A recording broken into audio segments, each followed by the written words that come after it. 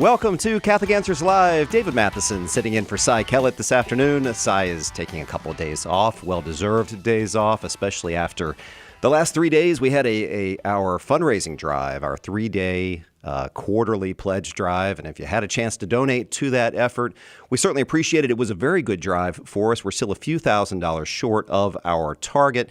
So if you did not have a chance to give and you'd like to do so, certainly you can go to CatholicAnswersRadio.com, CatholicAnswersRadio.com, or you can text Catholic to 24365. Again, if you did not have a chance to support us this quarter, we would certainly appreciate that.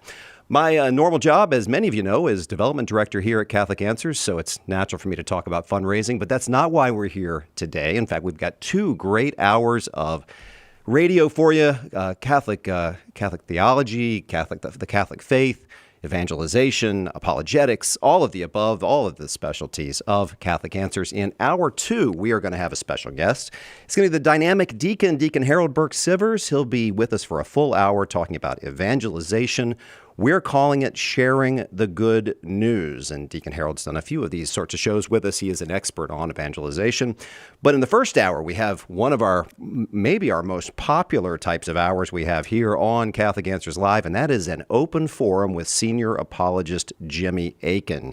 If you're not familiar with Jimmy, he is, of course, the author of many books, including The Bible is a Catholic Book and The Fathers Know Best. He is also the proprietor of the podcast Jimmy Akin's Mysterious World, and not only an instructor, but also the dean of the Catholic Answers School of Apologetics. Jimmy, I think you're also the longest-serving current member of the Catholic Answers team, 30 years? Yes, as of the first of next month, it will be 30 years. There you go. Well, an early congratulations, Jimmy. Of course, you guys know him very well. Jimmy, what's coming up on Mysterious World? I know it's one of the things we like to talk about, especially on a Friday. What's coming up? Yeah. Well, so last Friday, we released an episode on a Catholic saint, Saint Toribio Romo, who lived in Mexico in the early 20th century. He was martyred during the Cristero War. And there are some very mysterious rumors, not having to do with his life, but his afterlife. He's been reportedly intervening and meeting people and showing up and doing things in his afterlife. And so we talk about that mystery. This week we went back to 1930s New Prohibition era New York to talk about a gentleman named Mike Malloy. And he has an amazing story. He was an Irish immigrant. And, you know, at the time you couldn't legally sell alcohol, but he was a regular customer at a speakeasy. And his buddies at the speakeasy said, you know, the Great Depression is on. Why don't we take out some insurance on Mike and then murder him? And so they tried. And then they kept trying, and Mike just would not die. They developed 9 different plans to try to kill him, some of which they implemented repeatedly. And Mike not only did not die, he did not realize that his friends were trying to kill him. So it's an amazing story. It earned him the nickname Iron Mike Malloy. And we tell you what happened to him this week. And next Friday, we're going to tell you what happened to all of his friends. Wow. That's an amazing, I can't wait to hear it. Jimmy, where do people go if they're not familiar with Mysterious World? How do they subscribe? How do they check it out? It's in any standard podcast directory, so Apple Podcasts, Spotify, all of that stuff. You can also go to mysterious.fm. There you go. And you can go to my YouTube channel where we have a video version for you. That's youtube.com/Jimmy Akin. And while you're there, I hope you'll subscribe so you always get a notification whenever I have a Mysterious World video or one of the other videos I put out, because I also release apologetic videos there. Of course. Well, excellent. So if you haven't checked out Mysterious World, there's a couple of ways to do it. And if you're a fan already, got some great content coming up. The number to call, it is an open forum. Any question is fair game about the Catholic faith. It is 888-318-7884. Again, 888-318-7884. Jimmy, we already got some calls up on the board. You ready to get started? Sure. All right, let's do it. Let's go to Christopher in Reno, Nevada. Christopher, what's your question for Jimmy? Hi, Jimmy. Great to speak with you. My question is, I came by a word called annihilation. I think it's a theological word. I know what it means. You don't have to explain that to me. But my question is, if God gives people, Christians, non-Christians, the choice between heaven or hell, their eternal fate, why can't they opt out? With their free will that God gave them, why can't they choose non-existence? Isn't that also like an eternal fate, like a third option?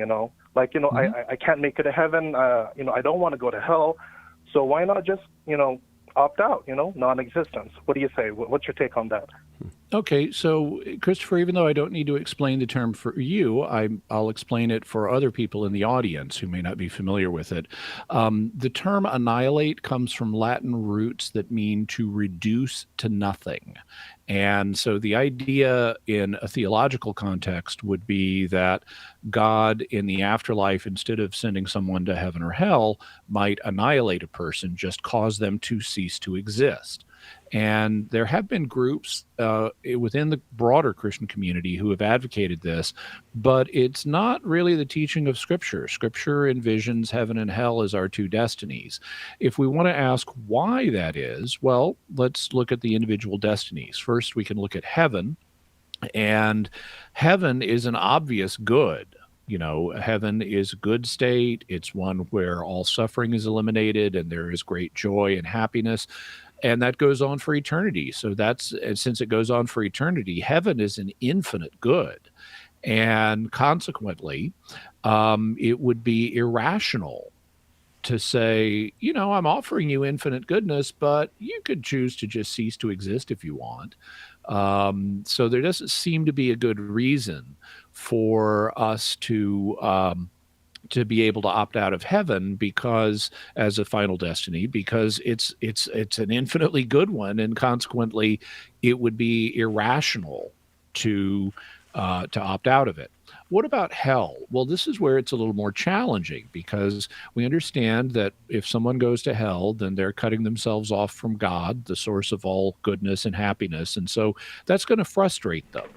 And you could envision versions of hell as simply a negative state of existence. It's something that even though you're there, the suffering is so great that it counterbalances any good that you would be receiving.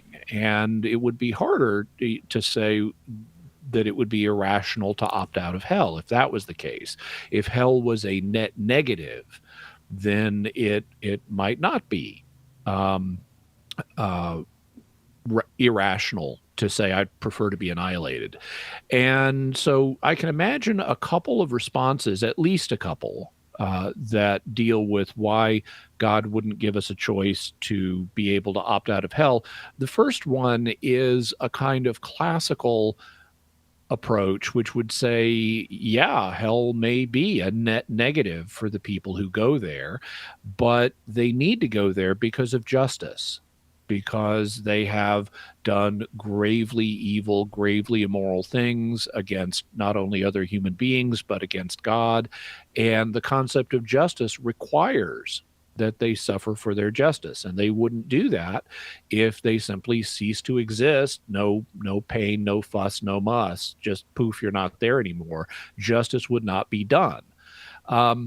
There's another approach, which is perhaps a bit more modern, that would say even in hell, there are goods.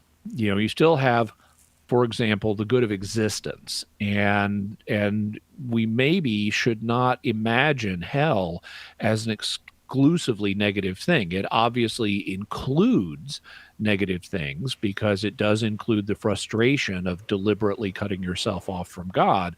But we may not want to imagine it as literally being torture for all of eternity. That may be meant to help us understand the negativity of this state, but it may also carry connotations that we shouldn't press literally. And so on that understanding, it might turn out that even though hell is not good and includes some suffering, it may be still an on balance good to exist. And so it may not be as negative as people maybe sometimes are thinking. And if that's the case, then the choice would be between a good but imperfect state that includes at least some suffering and a good, perfect state that does not include suffering. And on either of those, as long as both of the options are on balance good, it wouldn't be rational to refuse either one of them and say, I'd rather just not exist, because you'd be benefiting on both options. And thus, God might not give you a choice to have a third option where you wouldn't, annihilation, where you wouldn't be receiving any good if both heaven and hell include good on balance. Well, of course, I'm not going to rattle on too long, but so it would be irrational because, like in heaven, you have the good of existence without any suffering. You have immense, eternal, infinite happiness and fulfillment. And with hell, you're saying that, there is the good of existence there, but, without and there can be other having, goods too. Oh, really? Wow, Dad. Or sorry. When you go to church, Protestant, Catholic, when they talk about hell, it's like this horrible, horrible place, and I don't doubt it is. So yeah, it just makes me think, like, wouldn't it be better not to be, right? Well, I'll just leave it at that. And I thank you so much for help, just outlining to me like the irrationality of, existence with non-existence. It's hard for me to take, really. I really wish God would give me that, but, just pray for me. Thank you. Definitely. And we'll pray for Christopher and encourage audience members to pray for everybody who's going through similar challenges. Absolutely. Thank you, Christopher from Reno, for kicking us off here on an open forum with Jimmy Akin. The number to call is 888-318-7884. We're going to take our first break of the first hour. We'll be right back after this. Catch Catholic Answers live anytime at Catholic.com. Underwriting for Catholic Answers Live is provided by Real Estate for Life. Real Estate for Life connects home buyers and sellers to real estate agents while supporting pro-life organizations. On the web at realestateforlife.org. Experience the incredible story of the woman who Time magazine named the most influential Catholic woman in the United States. Born Rita Rizzo, the future Mother Angelica grew up in a rough neighborhood in Canton, Ohio. Young Rita experienced abandonment, rejection, and heartache, but God touched her through a woman named Rhoda Wise. Encounter this amazing woman at the Mother Angelica Museum. Plan your visit today at motherangelicamuseum.com. Are you a coffee drinker? If so, you can now enjoy a coffee roasted to perfection by the Carmelite monks of Wyoming. Delicious Mystic Monk coffee is roasted and prepared by monks in a hidden cloistered monastery and is available in over 25 varieties. All Mystic Monk coffees are works of perfection and labors of love. For more information on how to purchase Mystic Monk coffee, visit mysticmonkcoffee.com. That's mysticmonkcoffee.com. EWTN offers the Holy Sacrifice of the Mass live every morning at 8 Eastern and provides you with daily readings to follow along and enrich your experience. To be sure you don't miss out on the daily Mass or to get access to previous recordings, we can send a link to your email inbox every day. It's easy. Visit EWTN.com and click subscribe. EWTN, the Global Catholic Network.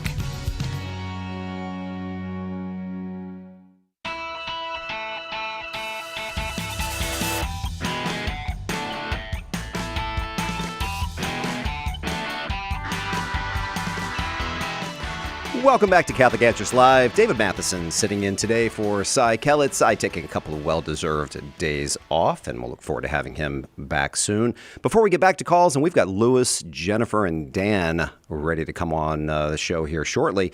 Did you know that Mother's Day is just a little more than a week away? Well, what wife or mother wouldn't want to hear these words on Mother's Day morning? For Mother's Day, I booked a trip for us to beautiful San Diego in September, and we're going to see Scott Hahn, Sister Regina Marie Gorman, Jimmy Akin, Tim Staples, and all your other favorite apologists. Well, grab Mom, Join us this September, 21st through 24th, the last full weekend of September, as we welcome some of the nation's most brilliant, eloquent, and engaging Catholic speakers on the planet to the Catholic Answers National Conference right here in San Diego. Dr. Hahn, as I mentioned, Sister Regina, as I mentioned, Dale Ahlquist, Dr. Francis Beckwith, Dr. Logan Gage, Catholic Answers Live host Cy Kellett, all your favorite Catholic Answers apologists, including our own Jimmy Akin, of course. This conference is going to sell out early, so reserve your seats today. If you're looking to stay at the conference venue, it is a great hotel, the Hyatt Regency there in La Jolla. We've arranged a very special, a great deal, a special room rate of $175 per night. Again, this block may sell out as well, so if you're going to come to the conference, buy your tickets now, and if you want to stay, get your hotel room as well. Go to CatholicAnswersConference.com, CatholicAnswersConference.com right now to make reservations. And if you use the promo code EARLY, EARLY, that will save you $50 off each conference ticket. So CatholicAnswersConference.com, promo code EARLY. And if you're a Society 315 member, you get a special conference discount. Just email society315@catholic.com to get that special code if you are a Society member. So with that, let's go right back to the calls. We've got looks like every line right now is full, but there will be a line open here shortly for you. So call in 888-318-7884, 888-31-TRUTH to be on the program. Open forum with Jimmy Akin. Let's go to Jennifer, calling from Canada, watching on YouTube. Jennifer, what is your question for Jimmy? Hi there. Thank you for taking my call. My question is about the scripture verse Matthew 5:28, where Jesus is saying, "Whoever looks at a woman with lust, lusts after her is committing adultery." My question is, my husband, who I should say suffers a little bit from scrupulosity, he gets tied into knots when it comes to this verse because he thinks anytime he thinks about a sin, doesn't matter what it is, if he daydreams about something that's a sin, he's committed it because he daydreamed about it. So for example, someone cuts him off and he daydreams about using bad language towards them, or daydreams about revenge towards someone who maybe wronged him. I tell him it's just blowing off steam mentally, and that's it. And he then points to this verse and then gets tied into knots and thinks, he's committed a sin.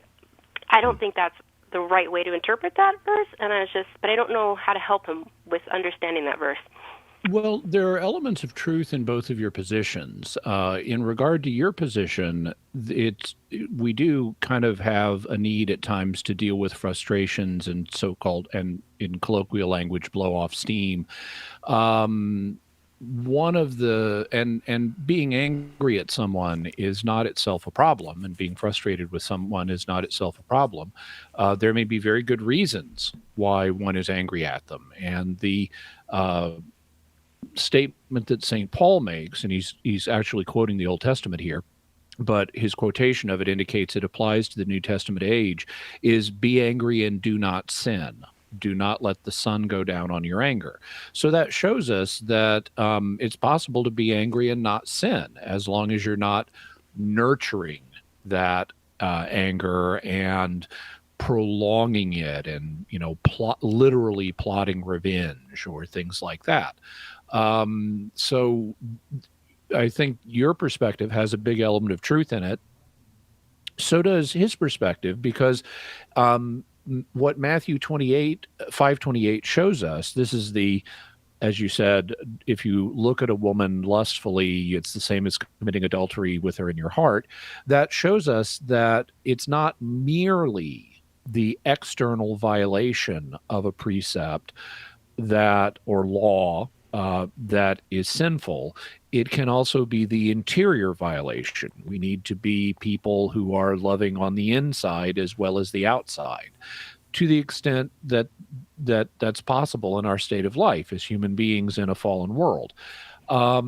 Where I think your husband is misapplying the verse is not every thing that you do mentally in regard to a sinful concept is itself going to be a sin. And that's illustrated by the fact Jesus felt he was able to say this to people, because by saying, if you look at a woman lustfully, that's going to cause people to become aware of the concept of thinking about women lustfully. You're going to start thinking about, okay, what would that mean? You're going to start envisioning that concept. And it's kind of like if I say to you, don't think of an elephant. Well, the first thing you're going to think of is an elephant. And so it's possible for us to conceptualize sins, including looking at a woman lustfully, without committing the sin. And so we need to distinguish what happens involuntarily, where we're not putting our will behind something and saying, yes, I approve of this. That it's not until your will becomes engaged that you have an actual sin involved. Merely thinking about an idea does not mean, even if doing what you're thinking about would be sinful, merely having the thought is not itself a sin. You need to engage the will and say, yes, this is something I want to do. Better yet, this is something I intend to do, or I want the pleasure of thinking about what it would be like to do this in real life, even though if I'm technically going to hold back. But then there are a couple of other elements that have to be brought into the equation as well. In addition to a voluntary choice, one also has to have adequate knowledge of the moral character of the act. And very often in the moment, like if you're driving down the freeway and someone almost hits you, you can just have an instinctive negative reaction towards that person. And you're not really acting as a moral theologian at that point and saying, I wonder what the state of that person is morally, and what's the state of me thinking about this? You're just reacting in the moment. Similarly, you need deliberation in order for something to be a sin. And if you're just acting in the moment, you don't really have full deliberation. And so consequently, you have these mitigating factors of as well. And also another mitigating factor is the pressure of your emotions, because emotions are not themselves sinful. They're not, just because you have an emotion, it doesn't mean you're committing a sin. And so in the situations your husband was thinking of, the spontaneity of it, the fact you aren't carefully thinking like a moral theologian, you're just reacting, you don't have deliberation, and you're under pressure from your emotions. He really shouldn't take internal thoughts of hostility towards somebody as sinful. Certainly not the kind of sin you need to worry about, which is mortal sin, because the grounds for mortal sin are not present in these cases. And so your husband should not worry about them. They're either not sinful at all, or they at most would be venially sinful. Very good, Jennifer. We're going to leave it right there. We've got a full line of calls up here, so we're going to keep moving. Thank you for your call today. We appreciate it. Let's go to Dan in Nebraska. Dan is on Catholic.com. Go ahead with your question, Dan. Thank you so much for taking my call. I came across something recently, Jimmy, that you were saying about justification that I thought was so insightful, and I'll frame my question this way. Imagine arriving at the gates of heaven and being asked to choose between one of three chairs. Everyone who chooses the correct chair is welcomed into heaven. The chair on the right represents a person who is relying 100% upon his noble deeds to get into heaven. The chair on the left represents a person who has done just as many noble deeds, but is relying 50% on his deeds to gain entrance into heaven, and 50% on the cross where Jesus died for our sins. The middle chair represents a person who has done just as many noble deeds as the other two, but who nevertheless places all of his eggs in the basket of the Savior's atoning death on the cross.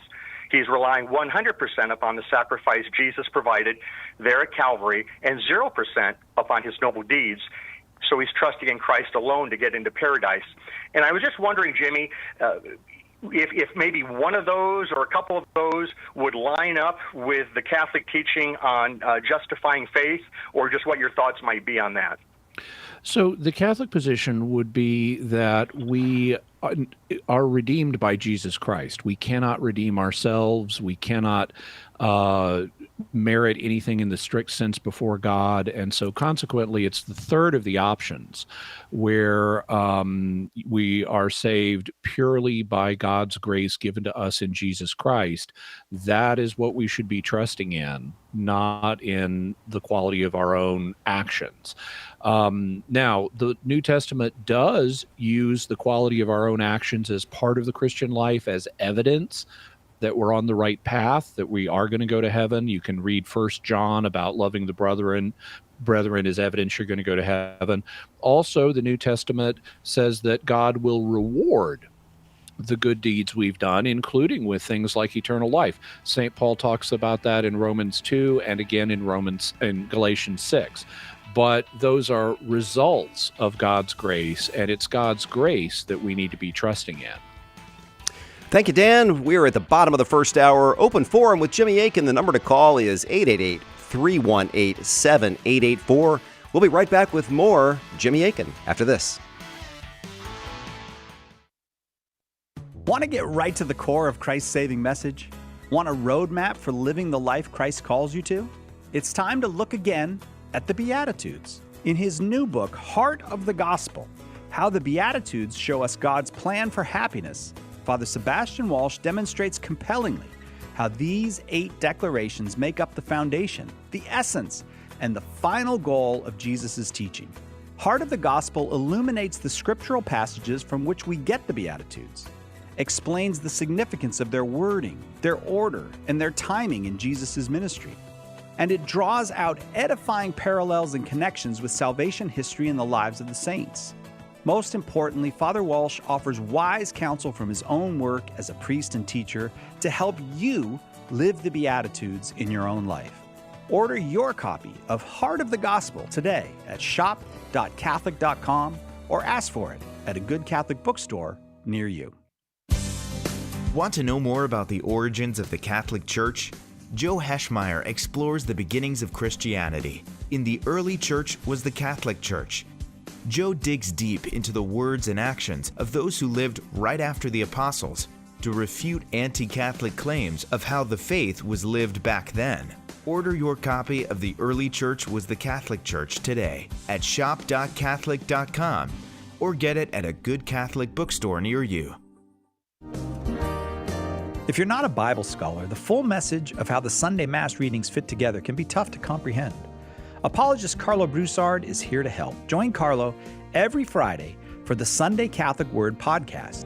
In each episode, he unpacks the scripture readings for that Sunday and brings them all together so you can better understand and defend the faith. Visit SundayCatholicWord.com to subscribe. That's SundayCatholicWord.com.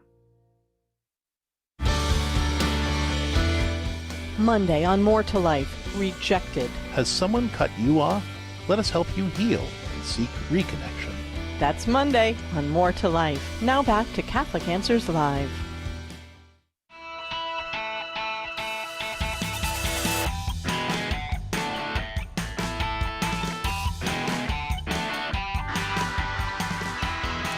Welcome back to Catholic Answers Live. David Matheson sitting in this afternoon for Cy Kellett, who's taken a couple of days off, and we are in the middle of an open forum with Jimmy Akin. The number to call is 888-318-7884, 888-318-7884. Got a couple of lines open for you if you'd like to call in right now. But in the meantime, we have Thomas Graff, our social media director. I'll call you. Is that fair? Okay, yep. Social media dude. And he is going to ask a question from TikTok. Go right ahead, Thomas. That's right, Dave.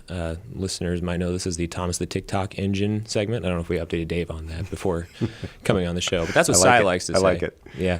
And if anyone doesn't know, after I ask these questions to get an answer from the apologist, I like to make a clip out of it and then put it back on our social media, on our TikTok channel, our Instagram feed. And you can usually see the question and answer right there, easy to consume, all in one little bite. So Jimmy, thanks for taking this question.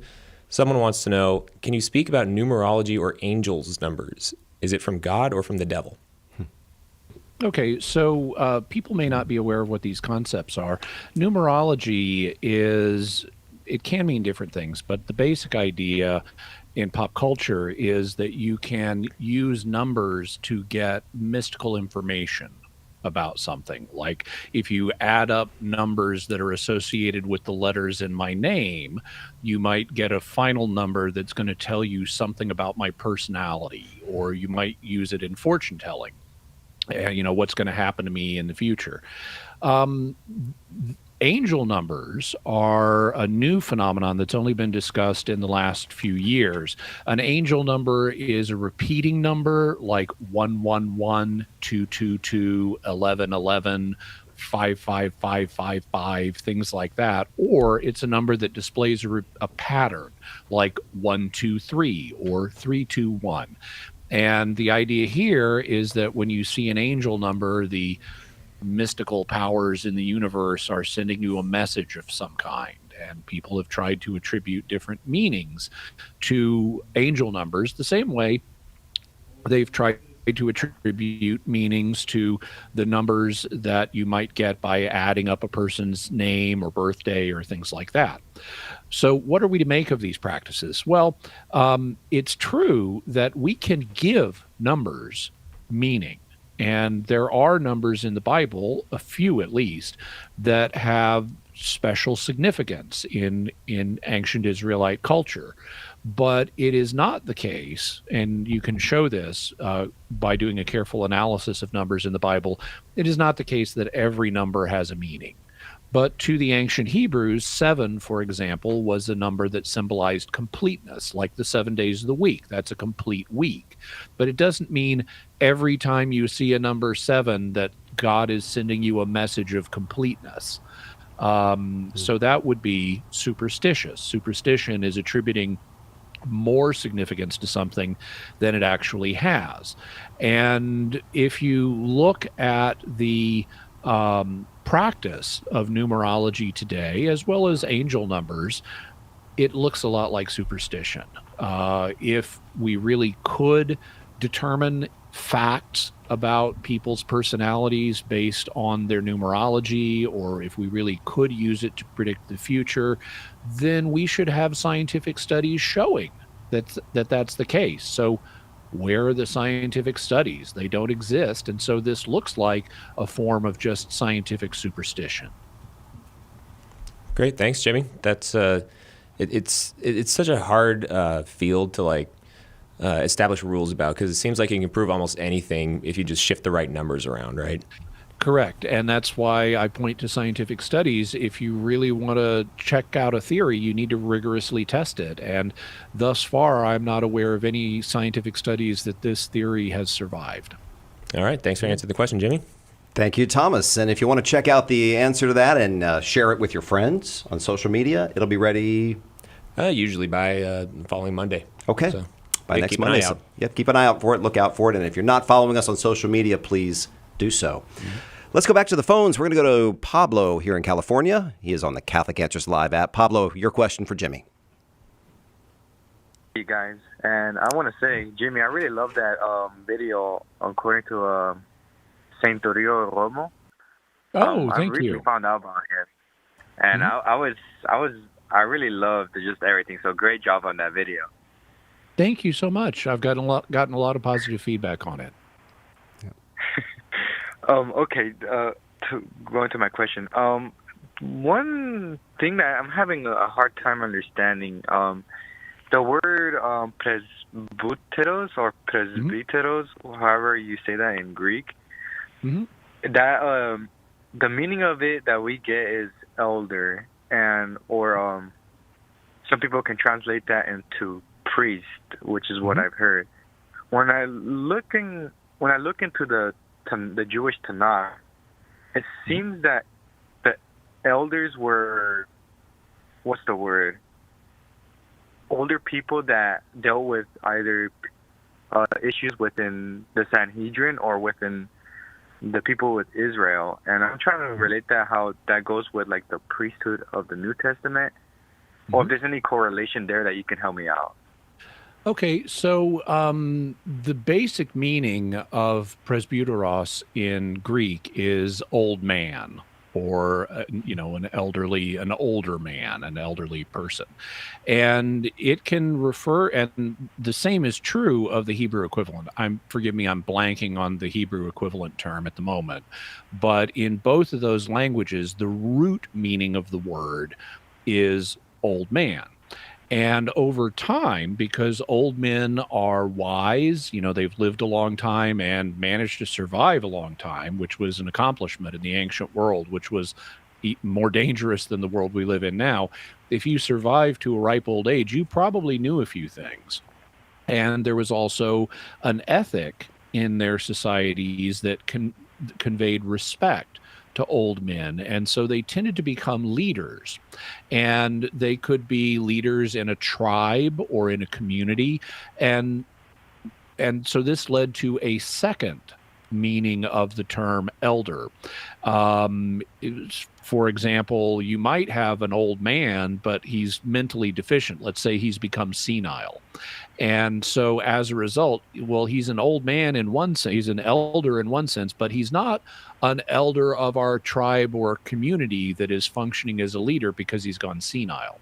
So the term elder also became used for tribal or community leaders. One of the communities, and this is a third use, one of the communities where the term was adopted was the Jewish synagogue.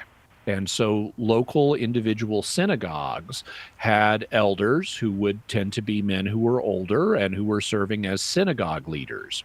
Then when the Christian church got started, churches started to be organized in ways that were similar to synagogues. And since there was a synagogue position known as elder, churches developed the equivalent. And so the first Christian elders or presbyters, now that Greek was being used, presbyteroi is the Greek term for more than one of them.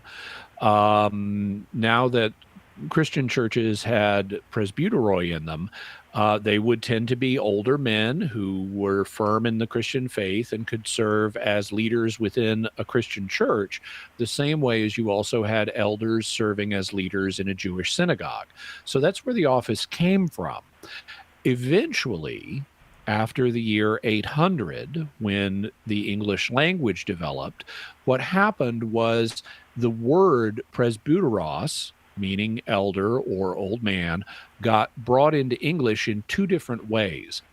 One of the ways was a fairly simple way where it didn't change a whole lot. And so that's how we got the English language word presbyter. Presbyter is just a slightly adapted form of the word presbyteros, because we don't have the Greek endings like os on our nouns in English. So that got dropped off and presbyteros became presbyter. The other way it got brought in, though, was by a little more adaptation. People would kind of slur it a little more, and the word presbyteros from Greek became priest in English. It got even shorter. And so that's how we got the English word priest. So that's kind of an overview of the of how the office and the language developed both in the New Testament church and also in English specifically. There's also a question of how do we relate the Christian office of priest to the Jewish office of priest? Because if you were an elder in a Jewish synagogue, well, that didn't make you a priest. You had to be a descendant of the tribe of Levi, and specifically you had to be a descendant of Aaron in order to be a priest. The Hebrew word for priest being kohen, but the Greek equivalent being hierus. So how did Christian officers relate to these priestly offices? Well, we know Jesus is our high priest. The book of Hebrews is very explicit about that. But we also find passages where St. Paul, for example, says he is called as an evangelist to do priestly work. So we know, even though Paul didn't have the title priest, in the Jewish community, he nevertheless was functioning as a priest in the Christian community. We also have a prophecy from the end of the book of Isaiah that in the Messianic age, God was going to take priests from among the Gentiles who weren't descended from Aaron at all. And so Christians naturally looked around and said, well, who do we have doing priestly work in the Christian community? Well, the presbyters in our church, they offer the sacrifice of the Mass, and that's a sacrifice, and offering sacrifices is a priestly duty, so they're functioning as priests. Also, priests are supposed to teach people religious knowledge, and the presbyters in our church, they do that. They teach people religious knowledge, so they're functioning as priests again.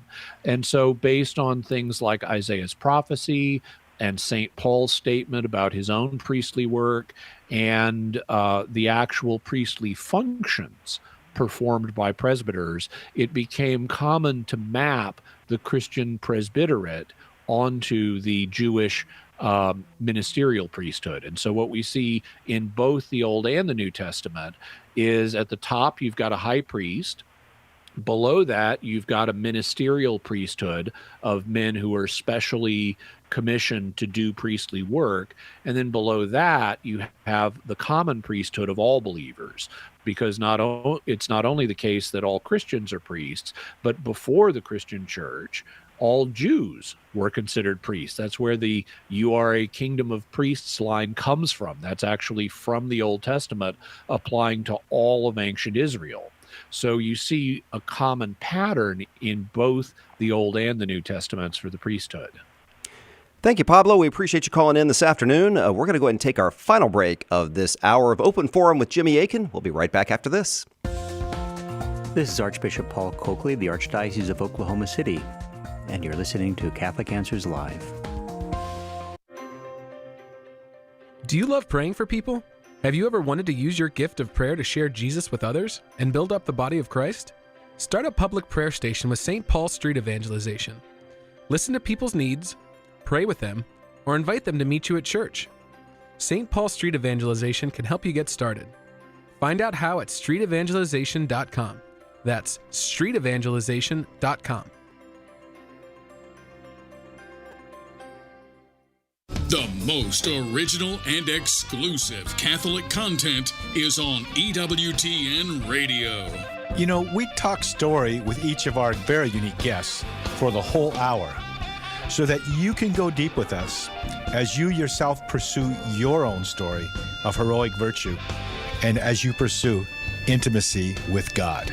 The Bear Wozniak Adventure, Saturday night, 6 Eastern on EWTN Radio.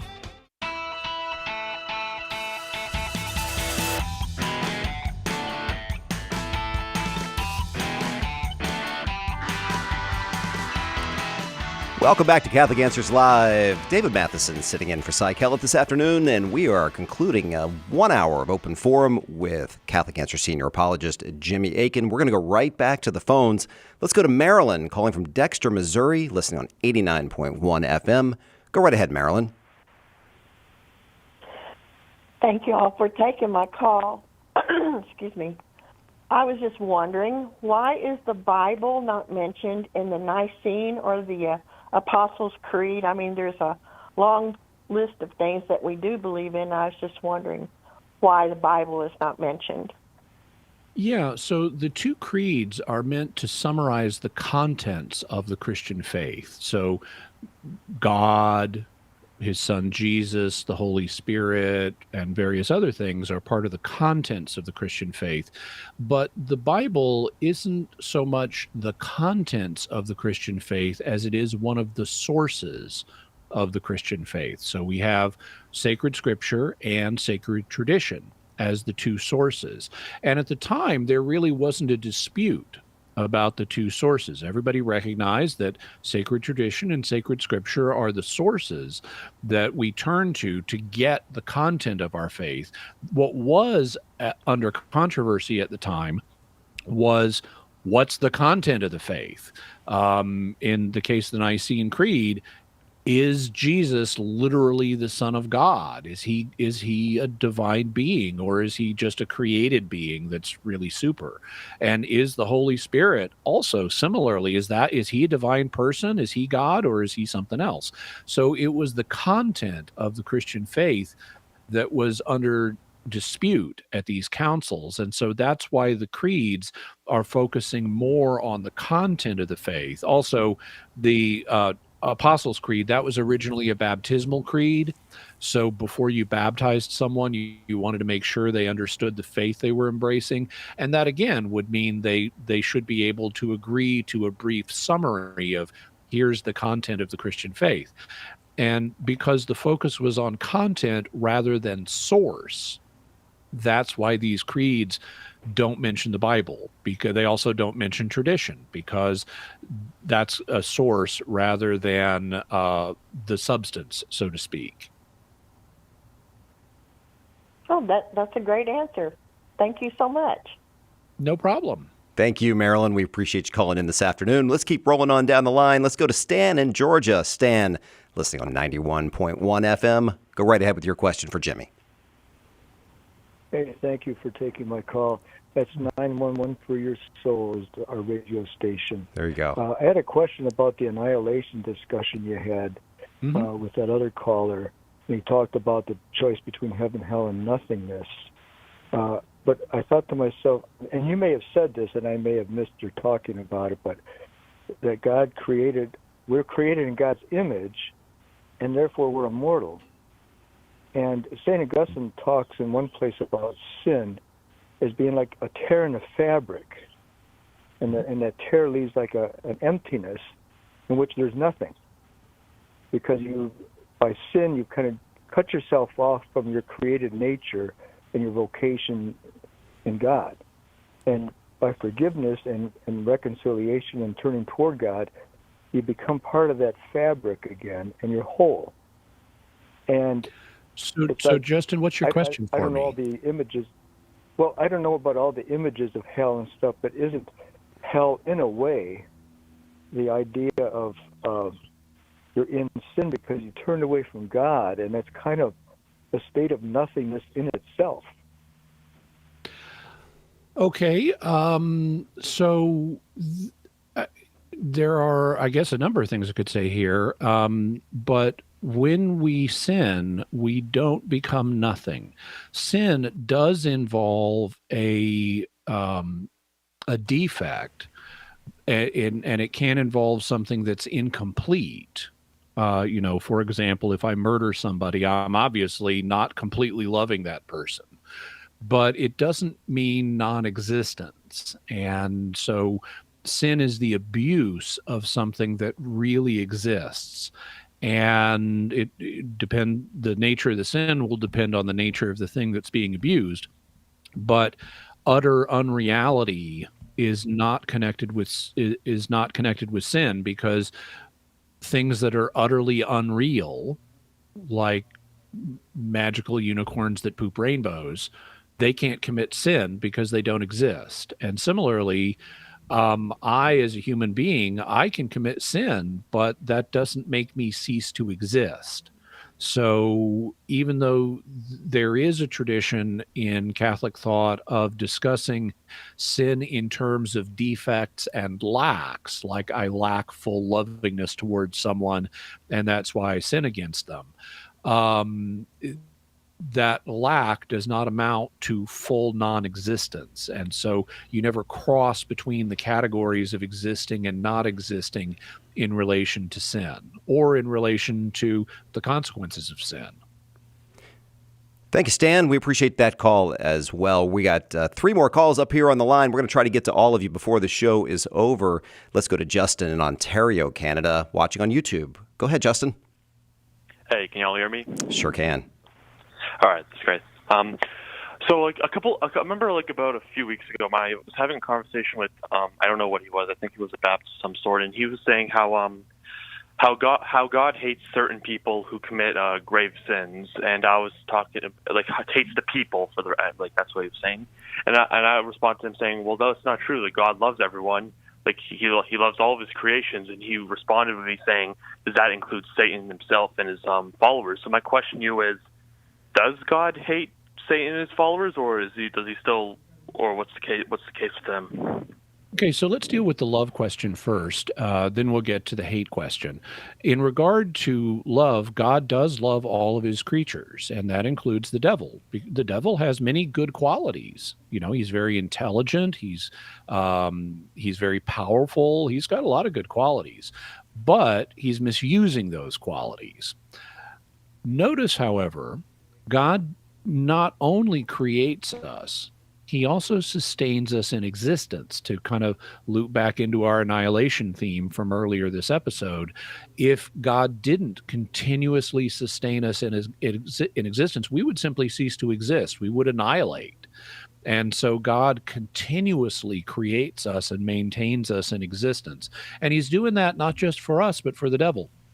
Furthermore, all of the good qualities that people have are given to them by God. So right now, God's giving all of us our good qualities, including giving the devil his good qualities. He doesn't want us to abuse those qualities, but he does love us. And that's true of certainly all human beings, as you could illustrate to your friend by pointing out Jesus died for all human beings to make salvation possible for all of us.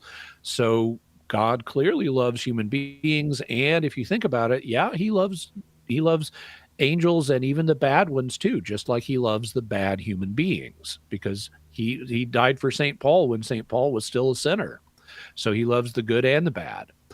But how can we explain some of the passages that your friend could appeal to where it refers to God hating people? I mean, for example, one of the Psalms has a line directed by the psalmist to God of, do I not hate those that you hate?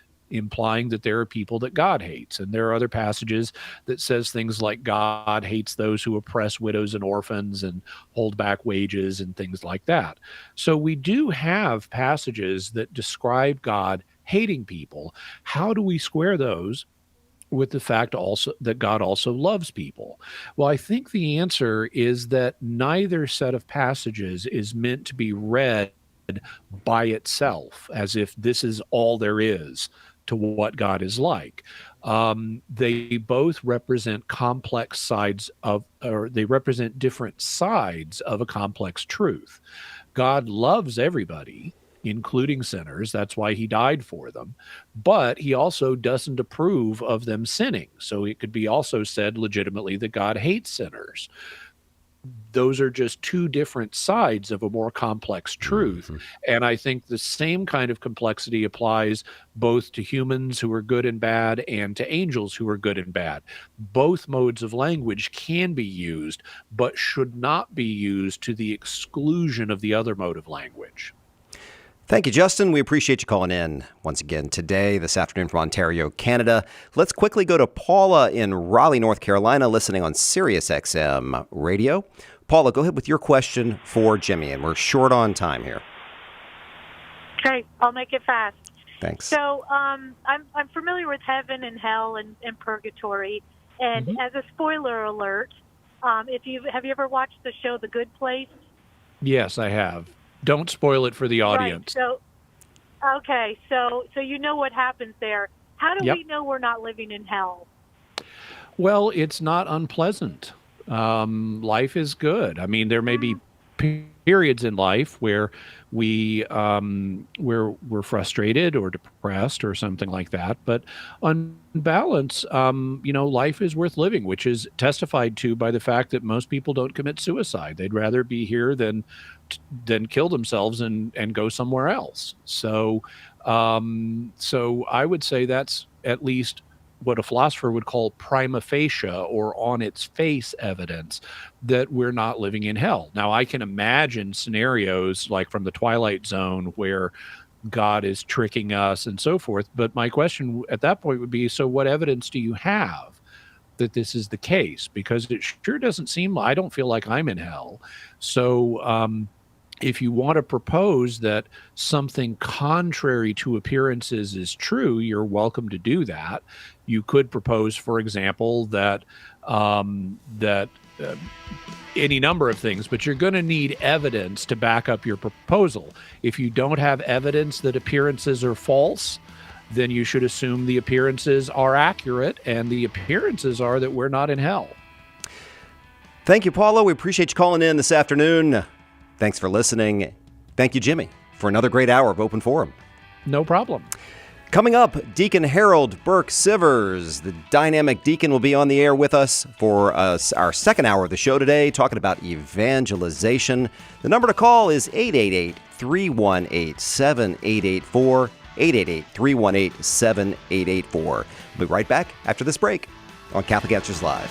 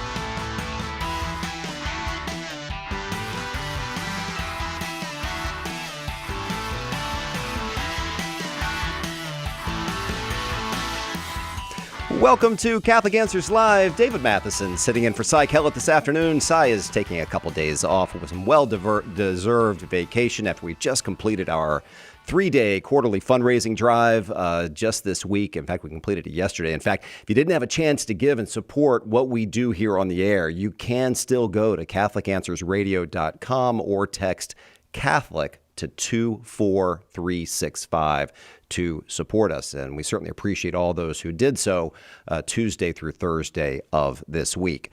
We just finished a great first hour with Jimmy Akin of Open Forum, and we've got a second hour, which is destined to be fabulous as well. Deacon Harold Burke-Sivers, who many of you know from EWTN. You may have listened to his national weekly podcast, Living Stones, on Modern Day E Radio. For those who are not as familiar with Deacon Harold, he is known as the Dynamic Deacon. He's one of the most sought-after speakers in the church today, specializes in evangelization, the will of God, the sacraments, male spirituality, prayer, and so many other things. Bachelor's degree from Notre Dame, master's degree from University of Dallas, obviously a very smart guy. And he is the author of a book called Behold the Man, a Catholic Vision of Male Spirituality, which is how I first became knowledgeable about Deacon Harold and his work. In fact, Deacon, I got the book and I bought about a dozen copies or so, and I gave them out to my That Man Is You group, my men's group at our parish, and they all loved it. And I'm sure if they knew I was talking to you today, they would say the same thing. So Deacon Harold Burke-Sivers is with us this afternoon. Welcome, Deacon, to Catholic Answers Live. Thank you. It's always great to be here. And it's glad to be with you for the first time, Dave. Indeed. It's my pleasure. And if you want to ask Deacon Harold a question, we're focusing on evangelization today, sharing the Word of God. Deacon, as I said, is an expert on that. How do we do it? How do we do it effectively? How do we communicate in love and truth at the same time? These are all parts of evangelization, spreading the good word of Jesus. The number to call is 888-318-7884. Again, 888-318-7884. Call in now. We'll get you up on the line, and Deacon Harold is here to take your calls. So, Deacon, you travel quite a bit. You speak a lot at parishes and big conferences and all kinds of stuff. What is going on in your world, and what do you want to share with us? Well, a couple things. I've kind of got a little bit of a hiatus right now, which is one of the effects of the pandemic. Because 2 years ago, Dave, I usually book 2 years in advance, 2 years out. Yeah. Well, 2 years ago, not only were people canceling events, they weren't booking anything new. Mm-hmm. And so what happened, most of the events rescheduled, but there was still that gap where no one was scheduling anything new. And I said back then, 2 years from now, I'm going to have this gap in my schedule. Now we're in the gap. Here we are. Yeah. Here we are, which has actually been great because of a couple reasons. One, I've been spending more time with my family. My wife and I have gone on date nights. We've been having a wonderful time, connecting with the kids, and it's been awesome. They're all adults now, but it's good to to spend that time with them. I'm finishing the last few edits on my latest book number 6, and my second one with Ignatius Press, called Building a Civilization of Love, a Catholic Response to Racism, which will be out in the fall. Mm-hmm. Yeah. So I still am seeking imprimatur from my Archbishop. So we're starting that process right now. But everything else is pretty much done with the book. So that'll be out soon. Like I said, in the fall. I'm going on pilgrimage in a couple of weeks with Father Leo Patalinghug. We're good friends. We've cooked together on his EWTN show, and we're going to be going to Croatia and Bosnia and Italy together. And in the fall, I'm really excited to be going with a phenomenal priest, Father Casey Jones from Naples, Florida, on a pilgrimage to footsteps of St. Paul in Greece. So I'm really excited about that as well. Yeah, indeed. Well, are you fasting for a while before you go with Father Leo to Eastern Europe? I know, right? Exactly. Get myself ready. Yeah. He'll make sure you're well fed. It's gonna be fun. Indeed. Well, that sounds very exciting. Yep. 888-318-7884, 888-31-TRUTH on your dial pad. Deacon, tell us a little bit, and just to step back for a second. Now, you are in the Archdiocese of Portland? Is that correct? In Oregon, yes. Okay. Well, tell me a little bit, too, about, so with all of your duties, all of the things that you do, traveling around the world, frankly, and all the other stuff that you do, how do you exercise your ministry in your diocese, and how do you use that specifically for evangelization, our topic of conversation today? Well, all deacons are assigned to a parish. So just like when you're ordained, you become incarnated into a particular church, which is a diocese, archdiocese, or eparchy. Yep.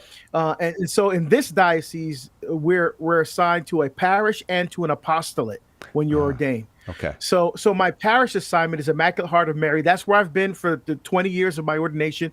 I've been in the same parish, a small inner city parish in Portland, wonderfully culturally diverse and rich parish. Not financially rich, that's for sure, but culturally rich. Yeah. Because we're in the hood. I mean, we have like, drug dealing and stuff right outside the church. But and it's so funny because we actually go out and evangelize to those folks out there. This past Sunday, we invited them to come into church with us, and it was fine. I mean, but one of them was panhandling, so we had to get that stopped. But we don't still want them to just be out there and kind of ignore them. We want to share the good news of the gospel with them. And so our Legion of Mary group has been leading the task of going out to the folks who are dealing drugs and prostitution and stuff, and really bringing Jesus to them. Yeah. So that's something wonderful we've been doing. And I've also been preaching when I'm in the parish, because I'm gone quite a bit. But when I'm there, I give homilies, and I'm always mindful of the fact that there may be people there that have never really truly encountered Jesus before. We have a number of people who, for example, just a few weeks ago, someone invited a friend of theirs who's not Catholic to come because they knew I was preaching that weekend. So just come and hear this guy. Just come and hear this guy. And so I didn't know the person was going to be there, whatever. I just gave my homily. Yeah. And then the person came up to me afterward and was just like, wow, that was, you really made me think about some things. So you just never know how God's word is going to affect someone's life. And always remember, I always am cognizant of the fact, and I tell people this all the time, that someone may meet Jesus Christ for the very first time when they meet you. That's really their first encounter with Jesus. Yep. It's a lot of pressure there. Well, I mean, it's not pressure if you're living the faith, if you're witnessing, if you're doing what I call living Eucharistically. Yeah. So it's taking what we receive in word and sacrament and living that out every day in your life, making it not just a part of what you do, but who you are. So it becomes natural. So you don't need, I have degrees and I write books and all that kind of stuff, but you don't need that. You just have to have a heart for Jesus. You have to be in love with the faith. And that is what shows through. That's what people see first, is the love. They experience the love of Jesus Christ when they experience you. And it's that experience of God's love that draws them in, right? To want to seek more, to want to seek the beauty and truth that the Catholic Church has to offer. Very good. Well, we're going to take our first break of the second hour here momentarily. But I want to say, if you are interested in better techniques to share the gospel, how can we share the gospel with the way that we live our lives, as Deacon was just talking about? We've got the guy for you to talk to. It is Deacon Harold Burke-Sivers. He is with us all hour. Give us a call, 888-318-7884. 888-318-7884. When we come back, we're going to go to you, Kathleen, but we're going to take our first break right now. Be right back. Miss a show? Make sure to catch up by downloading the podcast, available online at Catholic.com. Underwriting for Catholic Answers Live is provided by Real Estate for Life. Real Estate for Life connects homebuyers and sellers to real estate agents while supporting pro-life organizations. On the web at realestateforlife.org. This is Cecilia Flannery, Director of Divine Mercy Radio. The world needs Catholic radio because it changes lives and saves souls for Jesus. It brings each of us closer to Him, and when you're closer to Jesus, there's a very good chance you will spend eternity with Him. Catholic radio not only changes your life in this world, it changes it for all of eternity. The world needs EWTN Catholic Radio, now more than ever.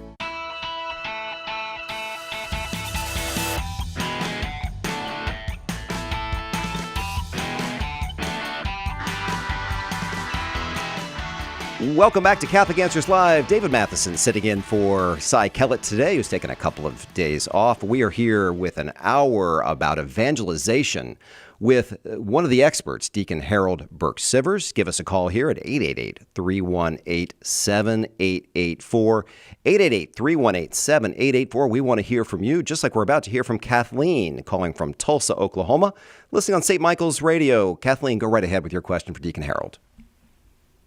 Hi, thanks for taking my call. My question is about the teaching of religion in Catholic schools.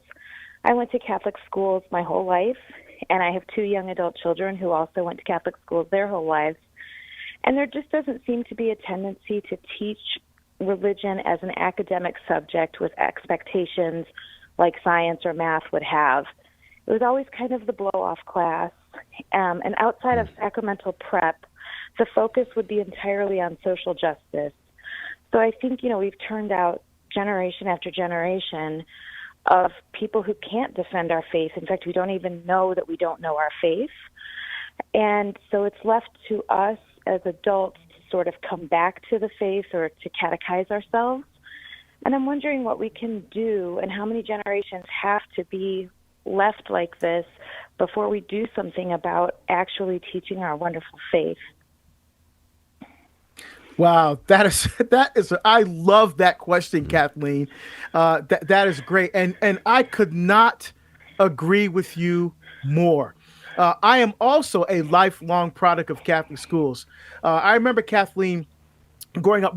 I was not born in the United States. I'm an immigrant from Barbados, so we're first generation to come to the United States. My mother was the first Catholic in our family. She converted when she was a teenager, and she was a cardiac care nurse. And she used to work graveyard shifts at Beth Israel Hospital in Newark and work so much overtime so we could have opportunities that she never had. And one of those was making sure we went to Catholic school. So grade school, high school, college, and graduate school for me were all at Catholic institutions. Now, you would think that going to a Catholic school means that you're going to learn, and then live the Catholic faith with passion and conviction. That is not the case. And Kathleen, you don't listen to anybody that blames Vatican II or whatever. That's not what's happening at all. The problem is this: our schools have become secularized, right? And so, a lot of kids that go to Catholic schools aren't Catholic. So what the schools have done is they capitulated to the culture.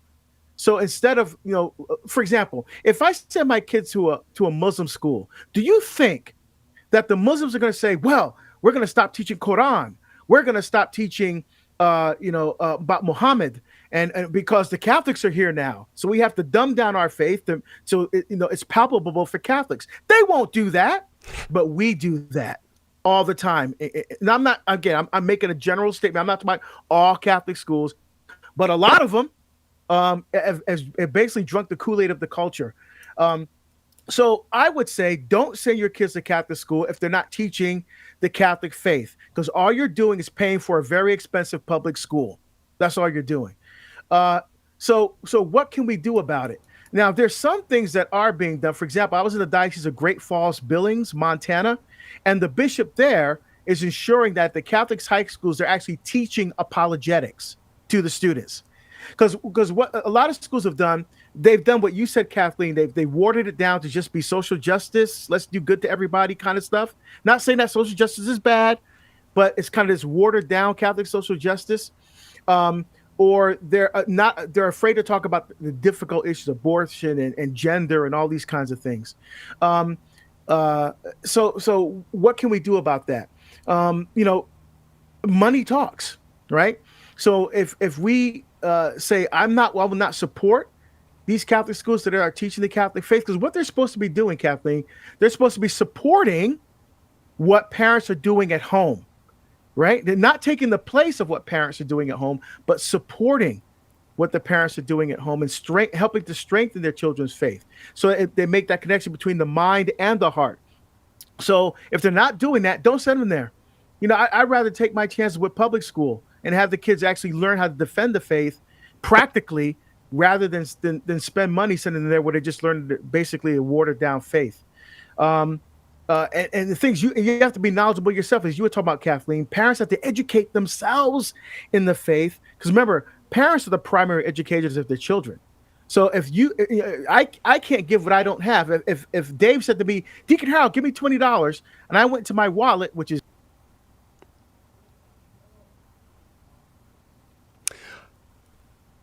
Well, I apologize. Parents have to educate themselves so that they can pass that on to their children. So those were the two things I would say, Kathleen. I hope that helps. Yeah, we just lost you for just a moment, Deacon. Yeah, we lost you for just a moment there. Yeah, you were in the middle of telling me how you were going to give me $20, and then. Oh yeah. But if my wallet, which is usually empty, right, I can't give what I don't have. Yeah. Right. So parents have to educate themselves, because the parents are the primary educators of their children, right? When it comes to the faith, and schools are there to support what's supposed to be going on at home. So those are two things. Don't send them to Catholic school if they're not really teaching the Catholic faith. And again, I'm not talking about the many schools that are doing a very good job at that, but there are a number of schools where I hear this all the time from people when I travel. And so Kathleen's question is sadly not a rare one. Mm-hmm. In fact, it's often too frequent. And second, parents educate themselves so that you can pass on the true faith to your children. Very good. What do you think, Kathleen? Yeah, it sounds good. I think a lot about Tim Staples, and he talks so frequently of his encounter with his friend Matt Dula and how that changed his life. Yep. And I don't know a single person. I live in a very Catholic environment, and I don't know a single person who could be like Matt Dula. And we all are church-going Catholics. We just don't know apologetics at all. Yeah, and that's why Catholic Answers is here.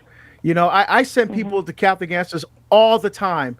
I want to learn more about the faith. They'll hear something, they're on fire, and they want more. I said, start with Catholic Answers. You got the best resources in the world to actually learn apologetics, but it's not just learning. What I love about what Catholic Answers is doing, it's the mind and the heart. You learn the faith, but then they actually teach you how to live that faith practically. And that's where the rubber hits the road, Kathleen. And that's why Tim had the experience that he did, because the person wasn't just knowledgeable about the faith, they were witnessing to the faith. They were living the faith. And it's that powerful combination that attracted Tim to the fullness of the truth. Very good. Thank you, Kathleen. We appreciate your call today from Tulsa. Deacon, what would you say to someone who just says, they come to you and say, wow, Deacon, I love what you do when it comes, you're such a great evangelist. I'm not you. I just don't feel comfortable or confident in at least what in their own mind is evangelization. What would you say to someone who came to you like that, maybe after your homily at Mass or something similar? Yeah, so the goal is not to be like me or to be like Tim or to be like Jimmy Akin or anybody else. You have to be yourself. You know, God's given all of us different ways to share and articulate the faith. But we all have to do it because of our baptismal call to holiness. Remember, we receive 3 charisms of baptism: priest, prophet, and king. Right? The priest is the one who offers sacrifice, so our lives become a living sacrifice, acceptable to God. The prophet is one who speaks the truth, right? Who's authorized to speak the words of God, and the king is the one who serves. So it's the prophetic voice, not prophetic in the sense of predicting the future, like what's going to happen, but speaking the truth about who God is. And you start by saying, what has God done in my life? Mm-hmm. That's where you start from. For example, I was giving a talk at a parish just outside of Boston in Dedham, Massachusetts, a couple weeks ago. And I gave a talk on Eucharistic adoration. And I said, how many of you have had a deep experience with Jesus in adoration? Almost every hand went up. I was so excited. But then, Dave, I said, how many of you have actually shared that experience with others?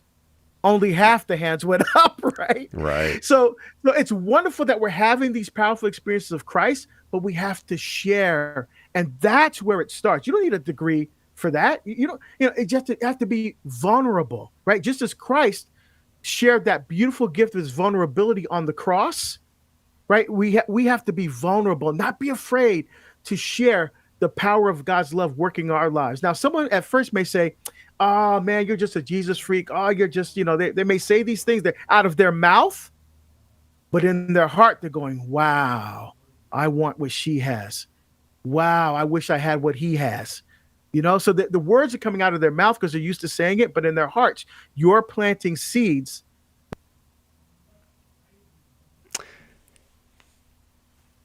And we just lost Deacon Harold for a second here. lives. Oh, now you're back. Okay. Sorry, Deacon. We just lost you just for a second again. It was just a brief moment. We got you back, though. Okay. Well, I finished my statement, so Okay. I don't know. All right. People heard I that think or we're not, good. but- All right. Very good. Let's go to CALive in Illinois on 92.5 FM. That's where he's listening. CALive, go right ahead with your question for Deacon Harold. Hey, guys. Thank you very much for taking my call. I appreciate it. I think you guys do great work at Catholic Answers, and I enjoy listening. Thank you. My question in relation to evangelism is, in what ways can Catholics and Orthodox and Protestants evangelize together?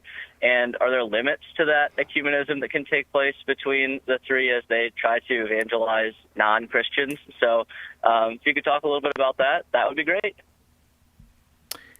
Great question, Caleb. Know why that question is so important? Because look what's happening in the culture now, right? We have this cancel culture where Christian values and ideas are being canceled. People that want to speak that message are being deplatformed off of social media.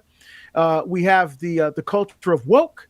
Unless you buy what the culture is feeding, we're not the ones, we're asleep and we have to be woken up by the culture.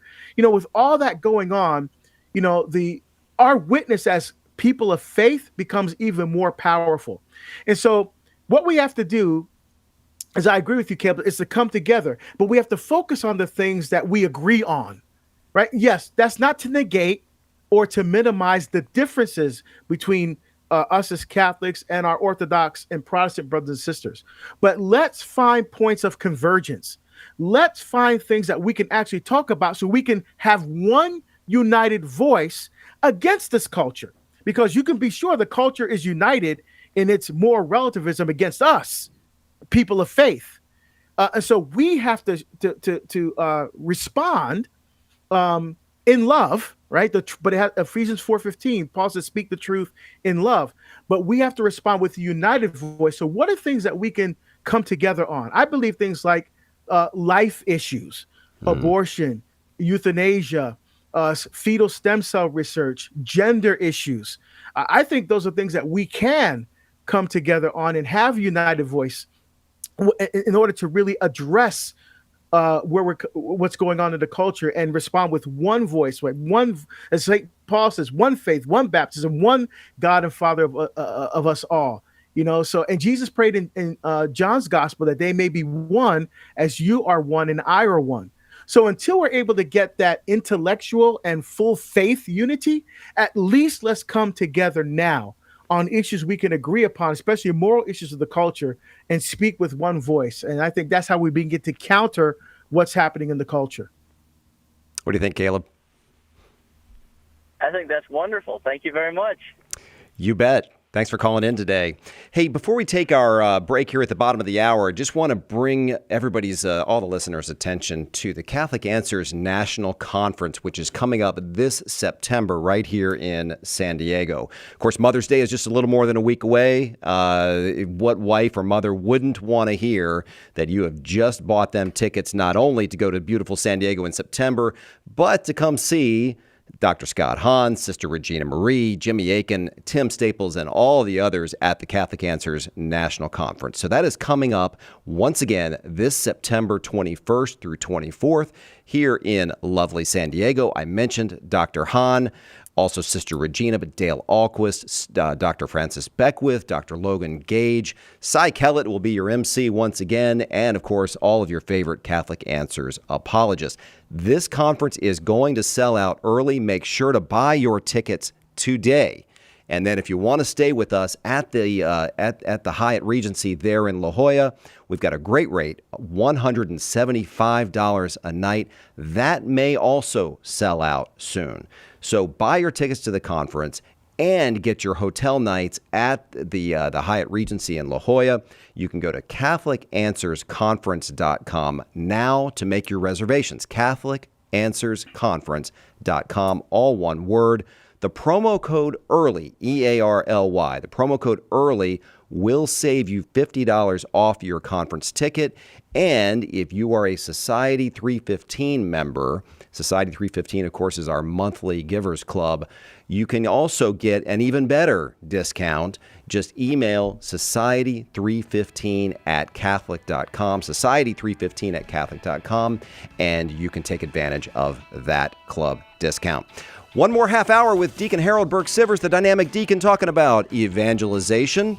We would like to get your call today, 888-318-7884, 888-318-7884. We got 4 lines open right now. Call in to talk to Deacon Harold. We'll be right back.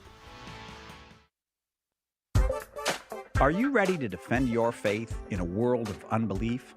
Join us at the 9th Annual Catholic Answers Apologetics Conference. This year's theme, I Believe in God, and it'll help you provide clear and charitable answers to atheism, agnosticism, and plain old indifference. Don't miss what promises to be the event of the season. Join us in San Diego from September 21st through 24th as we welcome our special guest, Dr. Scott Hahn, and an all-star lineup of great Catholic speakers. Spend quality time with your favorite Catholic Answers apologists and enjoy 4 days of fun, fellowship, and adoration of the Almighty. Seats are still available, but they're going fast. Visit CatholicAnswersConference.com or call 888-291-8000 to register. Enter promo code EARLY and save $50. That's CatholicAnswersConference.com. Want to know more about the origins of the Catholic Church? Joe Heschmeyer explores the beginnings of Christianity. In the early church was the Catholic Church. Joe digs deep into the words and actions of those who lived right after the apostles to refute anti-Catholic claims of how the faith was lived back then. Order your copy of The Early Church Was the Catholic Church today at shop.catholic.com or get it at a good Catholic bookstore near you. If you're not a Bible scholar, the full message of how the Sunday Mass readings fit together can be tough to comprehend. Apologist Carlo Broussard is here to help. Join Carlo every Friday for the Sunday Catholic Word podcast. In each episode, he unpacks the scripture readings for that Sunday and brings them all together so you can better understand and defend the faith. Visit SundayCatholicWord.com to subscribe. That's SundayCatholicWord.com. Monday on More to Life, Rejected. Has someone cut you off? Let us help you heal and seek reconnection. That's Monday on More to Life. Now back to Catholic Answers Live.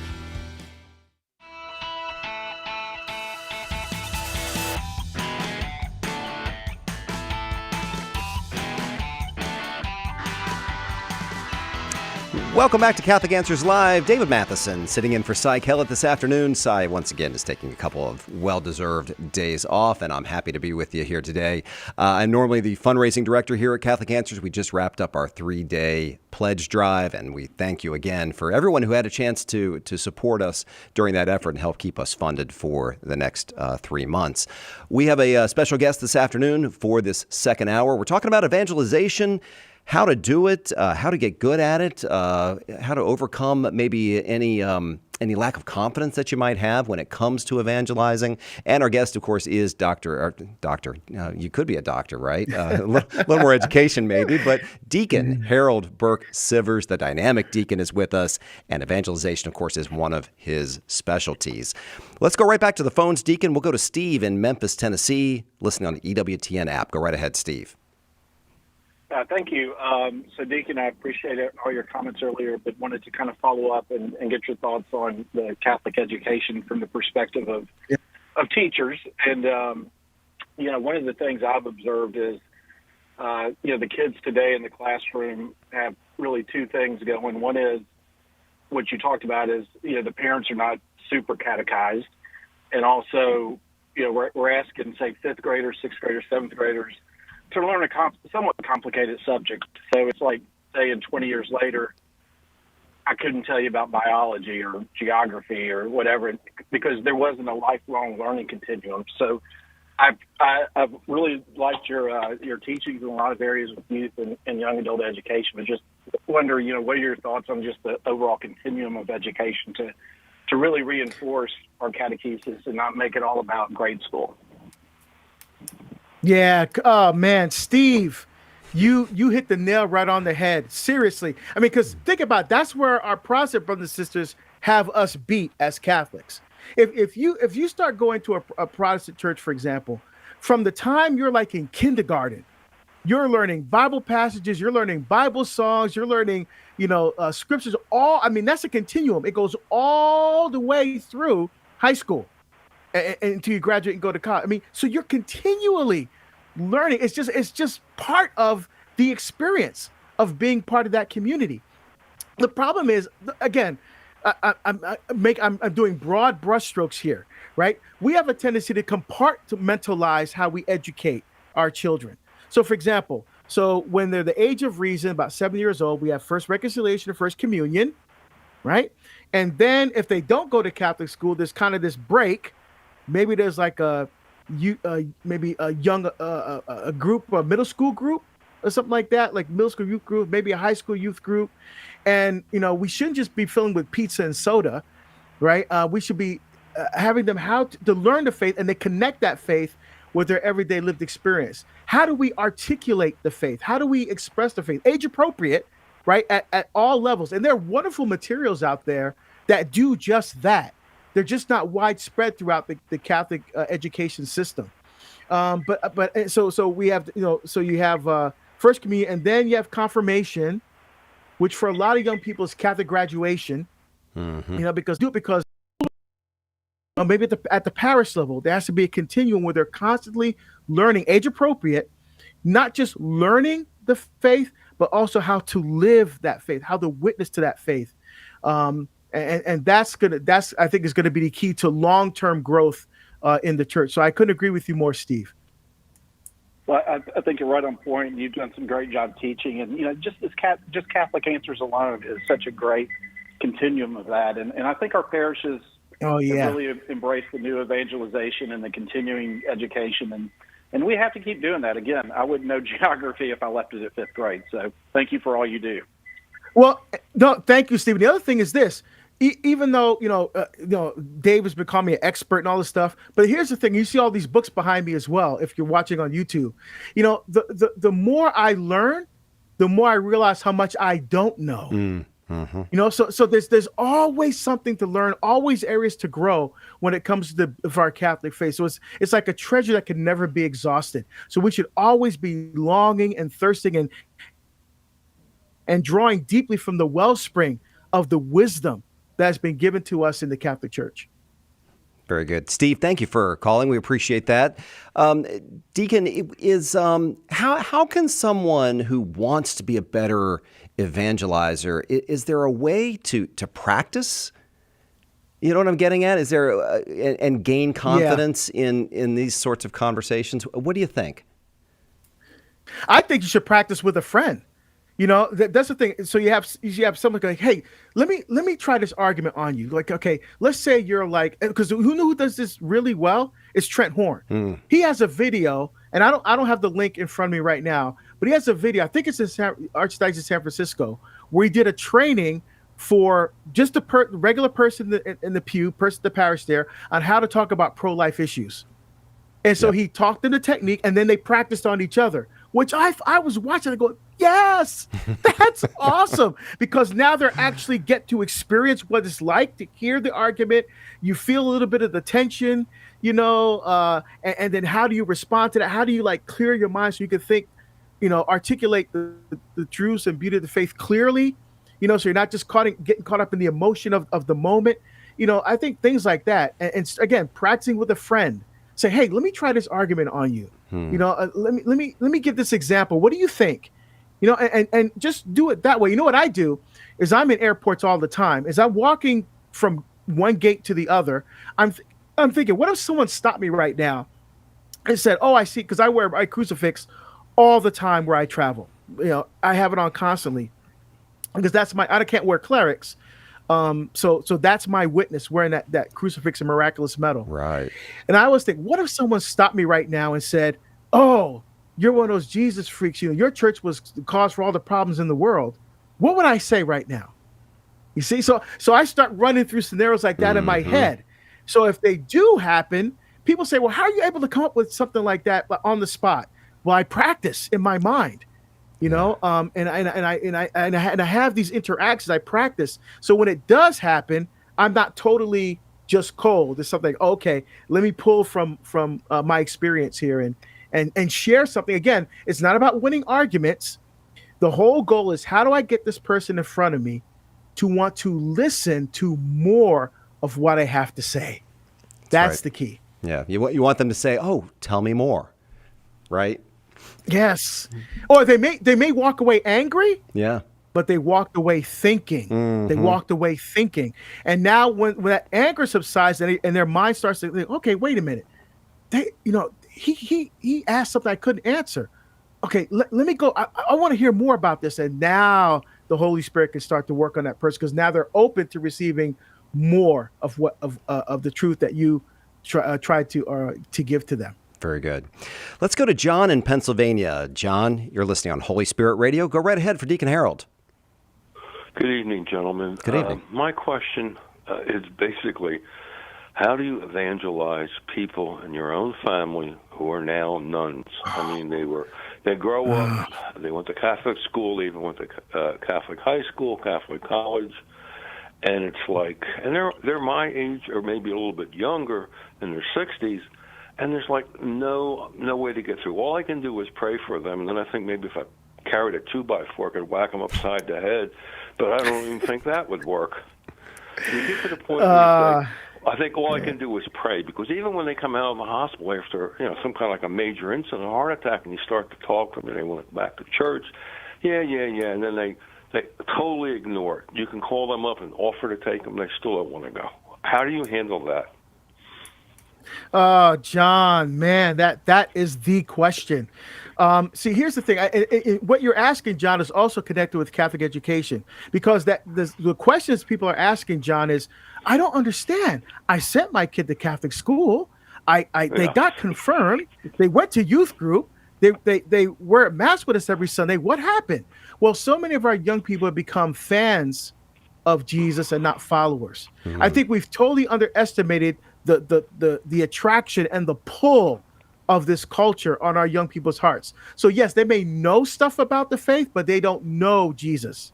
You see, they know things, facts and figures, but they don't know Jesus deeply, personally, intimately. So the first thing we have to do is what I said before, John. We have to share our story and our witness. Let me tell you what God has done in my life. And that's why I tell parents all the time, but when my kid comes over, like for Thanksgiving and Christmas, it's fine until we start talking about religion or politics. And then everything goes downhill and all that. Start by sharing your experience. Say to your child, son, let me tell you what God has done for me since I started praying a rosary every day. Son, let me tell you what God has done in my life since I started spending an hour in adoration. Let me tell you what he's done for my life. Let me tell you what he's done for my prayer life, son, or your daughter, and just share your story with them. And there's a couple more things I want to share also with you, John, what you can do. Don't argue with them. Okay? They already know how you feel, and love them more than ever before. So those two things. Don't argue with them and love them more than ever before. Why do I say that? If they come over to your house and you're continually pounding them about why they aren't Catholic, why the grandkids aren't baptized, eventually what's going to happen? Your daughter is going to leave the house with her husband. Her husband's going to say, you know what? I really love mom and dad. I really do. Your parents are amazing, but I can't keep going over there if they're going to keep hounding us about our faith. That's our decision.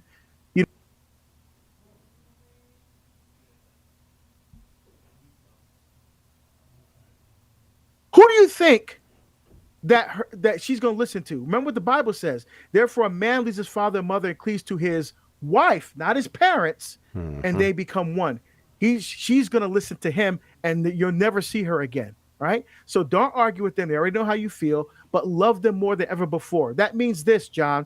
When they leave your house, the last thing they should hear is, we love you and we're praying for you. No matter what else happens during the time that they're there, the last thing they hear when they walk out the door, we love you and we're praying for you. Finally, prayer and fasting. right? We're all praying for our kids, but are we fasting for them? Huh? Jesus, remember, we hear this every Ash Wednesday.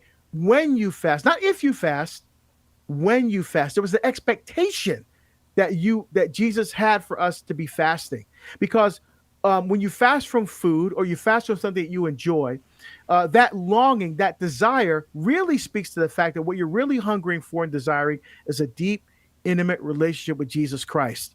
When that desire and that hunger and that longing is united with prayer, that's the powerful combination that Jesus Christ has given us to fight against the power of evil and to really open our young people's hearts to hear the beauty of the truth. And finally, study Catholic apologetics. That's what Catholic Answers is here for. The more we learn about our faith, the more we're able to share our faith more effectively. And then finally, pray that God brings someone else into their life besides you.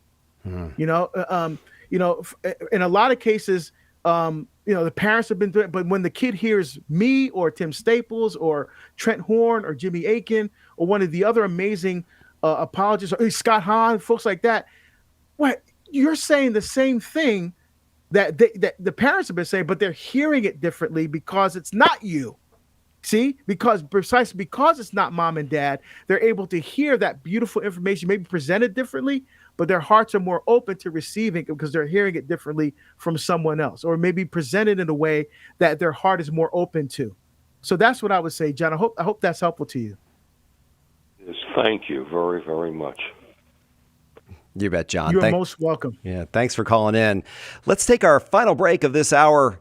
We'll be right back after this. Catholic Answers Live. The number to call is 888-318-7884, 888-318-7884. Several lines open to talk to Deacon Harold Burke-Sivers about evangelization. We'll be right back. There's only one Catholic Answers Live. We have a big problem. Our culture is dying, and souls are in danger of being lost. The answer is conversion to Jesus Christ in His church. St. Paul Street Evangelization is a Catholic organization, and we have hundreds of teams spreading the good news throughout the country. But we need your help. The harvest is great, but the laborers are few. Find out more and get involved today at streetevangelization.com. That's streetevangelization.com. Save the date. Saturday, August 26th is the day, and Birmingham, Alabama is the place for the 2023 EWTN Family Celebration. We're celebrating Mother Angelica's love for the Eucharist, and join us to mark the centennial year of Mother's birth. Make your plans now to attend this free event. More details coming soon at our Family Celebration webpage, EWTN.com/Family Celebration.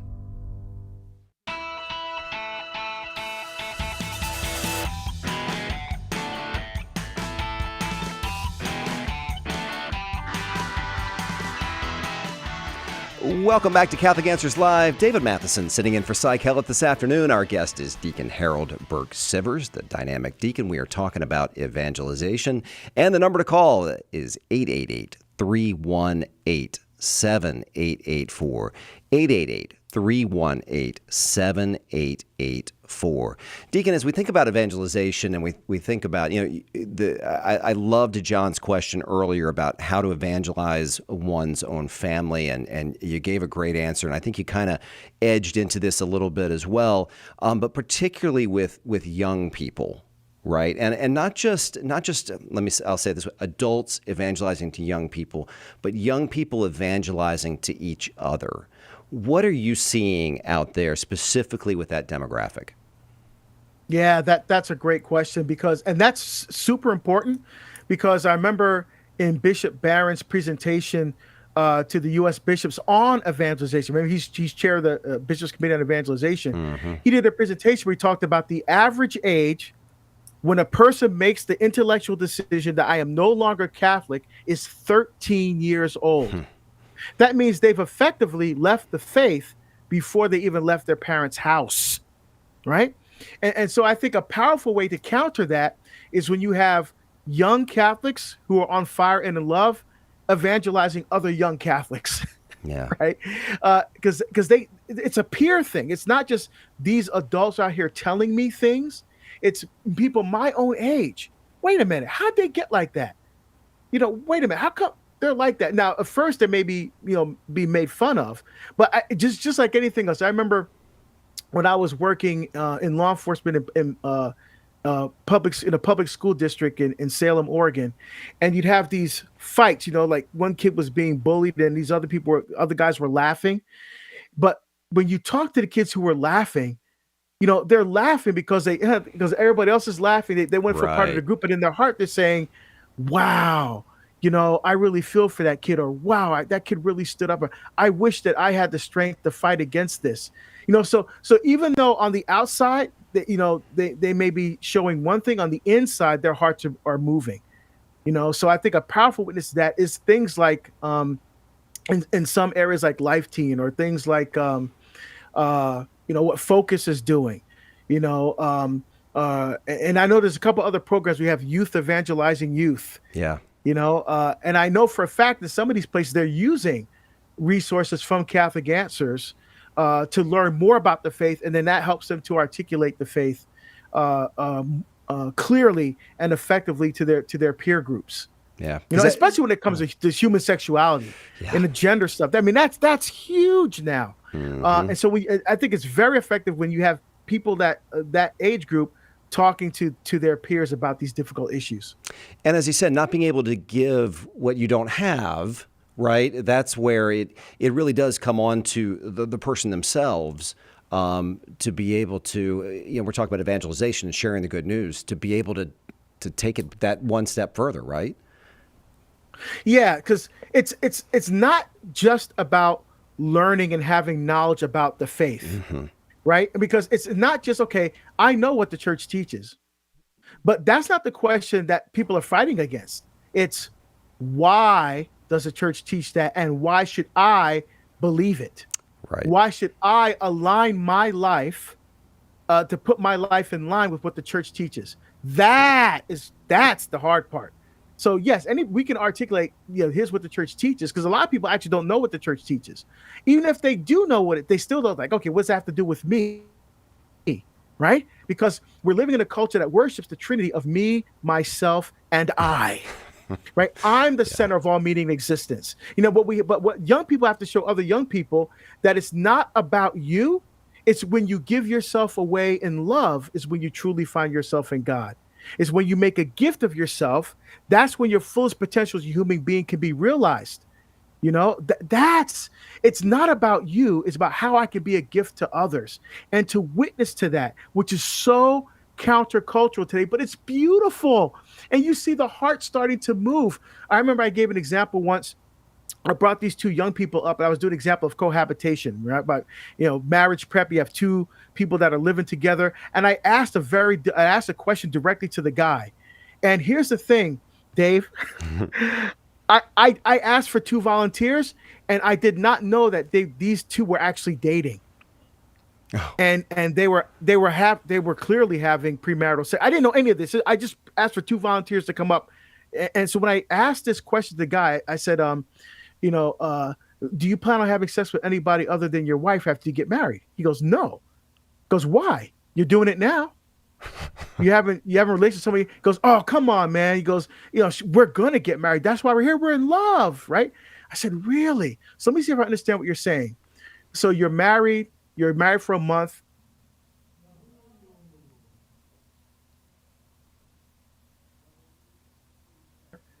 You have to spoon feed her, change her diapers, no sex for the rest of your life. Is that the kind of relationship you're ready for? Mm-hmm. And he goes, and the girl always turns and looks at him because she's like, I want to hear this answer too. Uh-huh. But what happened to the bravado? What happened to the arrogance? What happened to the, oh, come on, yeah, we're going to get married. It's no big deal. Now you got a little reality in that situation, you see? And when young people see examples like that, they're like, whoa, hold on a second here. How come he didn't answer with the same passion that he answered before? Now they start to question their beliefs. Mm-hmm. Now they're starting to seek truth. You see? And those are the kinds of things we do. And when young people do it, it's really powerful. Yeah. Still got a little bit of time left in the program. 888-318-7884 is the number to call. 888-318-7884. Deacon Harold, I want to introduce you. One of the things that I mentioned was that I gave your book, Behold the Man, to my That Man Is You group. And if you're not familiar with That Man Is You out there, it's a great organization, parish-based, that gets men together on often on a Saturday morning, and you watch a video, and then you have small group discussions, and it's great. It had a profound impact in my life. But male spirituality is, I'll call it, one of your specialties. It's something that you connect with guys, right? What would you say to the men out there that are listening when it comes to sharing the faith, evangelizing, being on fire, all of these sorts of things that we've kind of been covering throughout the hour? Specifically talk to men. Yeah. So the thing is, men, I think the key to all this is this beautiful gift of vulnerability, because the culture says men have to be tough, men have to be strong, and all that kind of stuff. Now, okay, that's true, because we look in the garden, in Genesis chapter 2, it says God put man in the garden to till and to keep it, right? So those words are abad and shamar in Hebrew, which means to serve, protect, and defend. So what God is doing, he's giving the man his mission and his vocation, his calling to serve, protect, and defend everything that's being entrusted to him. So what does that look like today? Our families, the church, and the culture, right? Our job is to serve, protect, defend the very heart of God's love. And so in order to do that effectively, we have to become the men who God created and calls each one of us to be, which means we have to see ourselves as Christ, like Christ on the cross. We have to see ourselves on that crucifix, because we're afraid to look at the crucifix right now.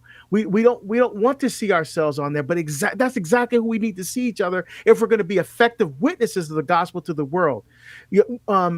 And that's what the culture needs to see today: strong men who are witnesses to their family. I have the great honor and blessing of being part of the Catholic Men's Leadership Alliance, and we have a Heroic Men initiative, heroicmen.com, and we spend a lot of time talking about how to help men become who God created and calls them to be, because our whole goal is we strengthen the man, we strengthen the family, we strengthen the family, we strengthen the church, we strengthen the church, we enliven the culture, we take back this culture, right?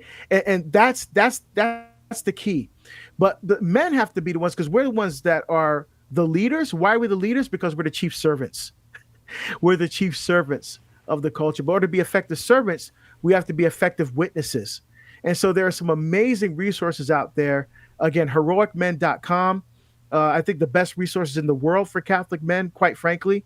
That Man Is You is part of that initiative as well. Father Larry Richards, myself, Chris Stefanik, so many others, right? We're getting ready to partnership with the St. Paul Center for Biblical Theology to do some things there. So there's a lot of tools and resources out there where men can really learn the faith, what it means to be a man, and then witness to the power of that authentic manhood to the world, because that's what the world needs a witness of right now. Yep. And I think one of the most powerful lines that I remember was you talking about authentic male spirituality, right? Yes, absolutely. So what does that mean? Because male spirituality, the culture says, well, just do the minimum. Just don't hit her. Just don't drink. Just don't. No, that's bare minimum. Well, the bar needs to be set much higher than that, right? Yep. Now, our Protestant brothers and sisters talk a lot about.